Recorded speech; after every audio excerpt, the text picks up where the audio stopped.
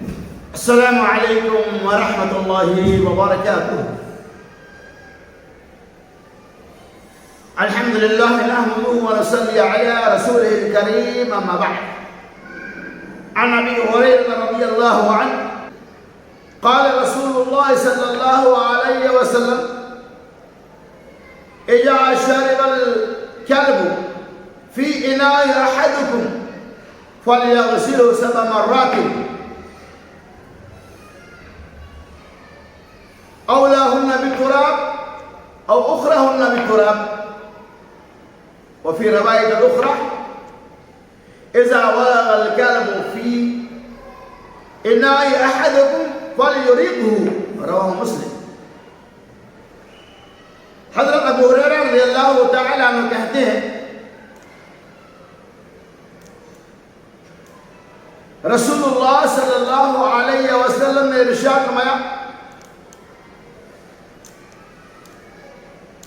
اگر تم میں سے کسی کے کھانے پینے کے برتن میں کتا منہ ڈال دے فَلْيَغْسِلْهُ 7 مرات،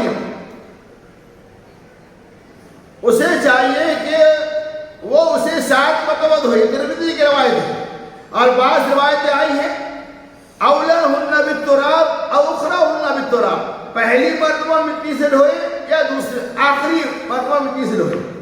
مسجد اللہ کے رسول صلی اللہ علیہ وسلم نے ارشاد: اذا ولغ الكلب في اناء احدكم فليرقه، کہ جب تم میں سے کسی کے برتن میں کتا منہ ڈال دے فليرقه، تو چاہیے کہ اس کے اوپر پانی کو بہا دے. اس حدیث بات سے پتہ ہی چلا کتا یہ ناپاک جانور ہے.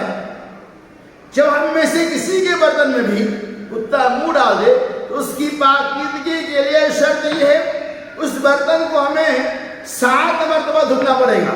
یعنی کوئی کھانے پینے والا برتن ہے، کتا اس کے اندر منہ ڈال دیا، اس برتن کو 7 مرتبہ دھل لیں گے تب جا کر پاک ہوگا. پہلی مرتبہ مٹی سے دھوئے یا آخری بار مٹی سے دھوئے. تو نجاست کے لیے، پاکیزگی کے لیے ضروری یہ ہے کہ وہ اپنے برتن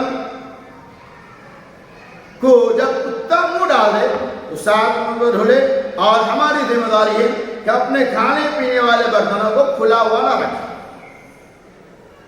عام طور پر یہ ہوتا ہے کہ ہمارا برتن کھلا ہوا ہوتا ہے اور کتا منہ ڈال دیتا ہے اور ہمیں اس کا کوئی علم نہیں ہوتا. تو خلاصہ کلام یہ ہے کہ اگر آپ کے کھانے پینے کے برتن میں کتا منہ ڈال دے اسے 7 مرتبہ دھلنا نہایت ضروری ہے.